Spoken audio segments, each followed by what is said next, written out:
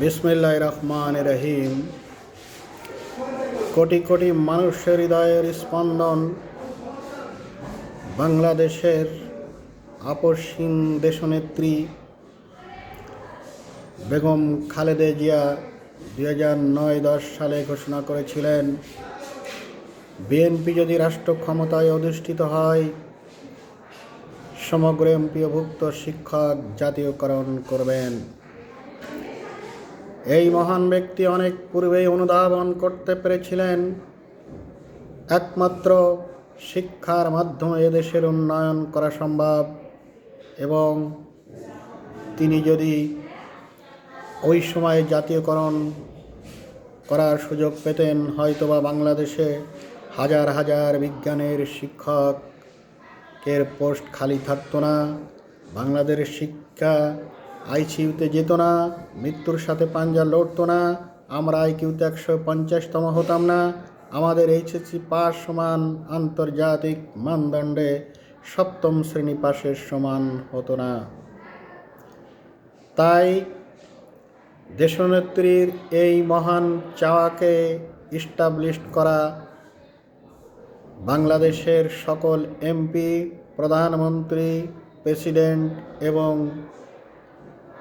সমগ্র মানুষের দায়িত্ব হলো সর্বাগ্রে পে স্কেলের পূর্বেই সমগ্র মাধ্যমিক শিক্ষা সহ এমপিওভুক্ত শিক্ষক জাতীয়করণ করা। এতে দেশনেত্রীর বিদায়ী আত্মাও শান্তি লাভ করবে। এই কাজটা তার সুযোগ্য পুত্র মাননীয় বর্তমান প্রধানমন্ত্রী একার উদ্যোগে করবেন, বিষয়টা এরকম নয়।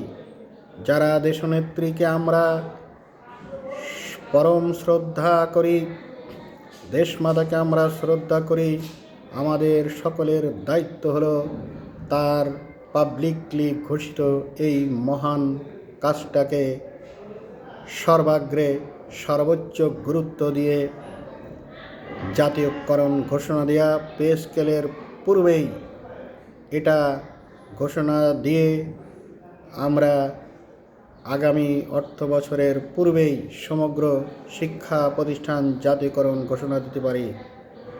উনি বুঝেই বলেছিলেন, কারণ হলো আমরা যদি সমগ্র স্কুল কলেজের এমপিওভুক্ত প্রতিষ্ঠানের বেতন সরকারে নিয়ে নিই এবং সমগ্র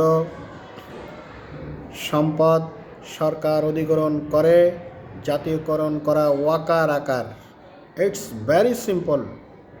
কুচক্রী আমলারা এটাকে করতে দেয় নাই, কারণ শহীদ প্রেসিডেন্ট বীর উত্তম জিয়াউর রহমান 50% জাতীয় বেতন স্কেলের প্রদান করার মাধ্যমে এদেশের শিক্ষার ভিত্তি রচনা করেছিলেন, এবং এমপিওভুক্ত 6 লক্ষ শিক্ষকদের বিএনপি প্রদান করেছে জাতীয় বেতন স্কেলের 70%, জাতীয় পার্টি 20%, আওয়ামী লীগ 10%। শিক্ষার মাধ্যমে ছাড়া কোনো মানুষের হাজার হাজার বছরের ইতিহাসে প্রবেশ করা কঠিন। অক্সফোর্ড বিশ্ববিদ্যালয়, ক্যামব্রিজ বিশ্ববিদ্যালয় যখন করা হয়েছিল, পৃথিবীতে অনেক কিছুই ছিল, কিন্তু অক্সফোর্ড বিশ্ববিদ্যালয়, ক্যামব্রিজ বিশ্ববিদ্যালয়, হার্ভার্ড বিশ্ববিদ্যালয় এখনও মাথা উঁচু করে দাঁড়িয়ে আছে।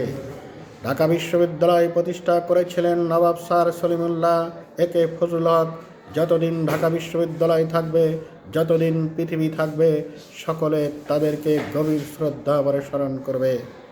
তাই বর্তমান প্রধানমন্ত্রী, আমাদের মাননীয় প্রধানমন্ত্রী জনাব তারেক রহমান, তার হাত দিয়েই যদি এই মাধ্যমিক শিক্ষা জাতীয়করণ করা হয়, এবং আমাদের মাননীয় শিক্ষামন্ত্রী, তারুণ্যের আইডল ছিলেন এক সময় জনাব ডক্টর এহসানুল হক মিলন স্যার, আমি মনে করি পৃথিবীর ইতিহাসে তাদেরকে স্মরণ করিয়ে রাখার জন্য একমাত্র সুযোগ মহান রব্বুল আলামিন তাদেরকেই দিয়েছেন।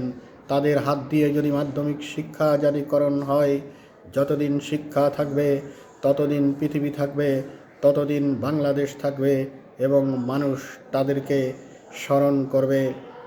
দেখুন, সময়ের সাথে পদ্মা সেতু থাকবে না, সময়ের সাথে অনেক মেট্রো রেল পরিবর্তন হবে, আধুনিক হবে, আন্ডার পাস সড়ক পরিবর্তন হবে, আমাদের পারমাণবিক বিদ্যুৎ কেন্দ্রও পরিবর্তন হবে, কিন্তু ইতিহাসে প্রবেশ করার জন্য শিক্ষার কোনো বিকল্প নাই। তাই আমরা মনে করি আজীবন প্রতিটি বাংলাদেশের মানব ক্যামেরার নভে তাদের ছবিকে উজ্জ্বল করে রাখার জন্য মাধ্যমিক শিক্ষা জাতীয়করণ করার সুযোগ এবং সম্মান হয়তো মহান রব্বুল আলামিন তাদের ভাগ্যেই লিখে রেখেছিল। তাই আমরা আশা করি বর্তমান সরকারের প্রধান কাজ হবে, 1 নাম্বার কাজ হবে মাধ্যমিক সহ সমগ্র এমপিভুক্ত শিক্ষক জাতীয়করণ করা। কারণ এই জাতীয়করণের মাধ্যমে জনসংখ্যাকে জনসম্পদে পরিণত সম্ভব, বাংলাদেশের উন্নয়ন করা সম্ভব। জিডিপির 5% শিক্ষায় ব্যয় না করলে আমরা কাঙ্ক্ষিত লক্ষ্যে পৌঁছতে সক্ষম হব না। আপনারা যে যাই করুন না কেন, যদি আমরা এই শিক্ষাকে জাতীয়করণ করতে না পারি, শিক্ষার মাধ্যমে ছাড়া আমাদের উন্নয়ন সম্ভব নয়। যদি শিক্ষকরা ক্ষুধার্ত থাকে, কে এদেশের উন্নয়ন করবে? আমাদের একমাত্র প্রাকৃতিক সম্পদ মানব সম্পদ। আমরা যদি এর সর্বোচ্চ ব্যবহার করতে চাই, একমাত্র শিক্ষার মাধ্যমে করতে হবে, কারিগরি শিক্ষার মাধ্যমে করতে হবে, মেধাবীদের উচ্চশিক্ষায় পাঠাতে হবে এবং ডাল টাইপের যারা আছে তাদেরকে কর্মমুখী শিক্ষার মাধ্যমে আমরা দক্ষ মানব সম্পদ তৈরি করে যদি বিদেশে রপ্তানি করতে পারি, তাহলে একটা সমৃদ্ধ বাংলাদেশ বিনির্মাণ করা অত্যন্ত সহজ। এতে সরকার সহ প্রতিটি মানুষ শতভাগ বেনিফিটেড হবে ইনশাআল্লাহ।